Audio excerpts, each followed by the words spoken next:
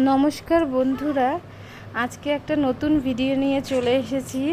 আজকে কিন্তু আমি আর রান্না করব না। কে রান্না করবে বলুন তো? আমার ছোট্ট পাপা লিটিল অরিক। ও অনেক দিন ধরেই বলছিল, মা আমি একটা ডিমের অমলেট করব, আমাকে করতে দাও করতে দাও। তো আমি বললাম ঠিক আছে তাহলে চল করি। আবার ও দেখুন ডিম করার ফাঁকে একটু নুনও ছেটে নিয়েছে। ও এরকম করে রান্নাঘরে আসলেই।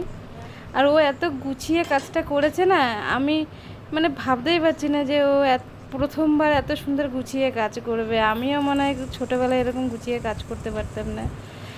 আর মেয়েদের সাথে সাথে কিন্তু ছেলেদেরও কিছু কিছু রান্নাবান্না শিখে রাখা দরকার, কারণ কখন কোন পরিস্থিতিতে পড়ে যায় তখন তো নিজেকেই রান্না করে খেতে হবে না।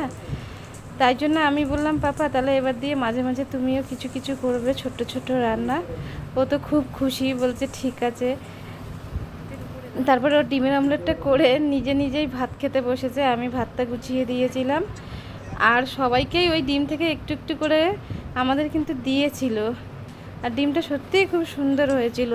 সবাই মিলেই বাচ্চাদের এরকম উৎসাহ দিলে ওরা অনেক রকম কাজ শিখে যেতে পারে। এখন আমার অরিক খাক, আপাতত টাটা।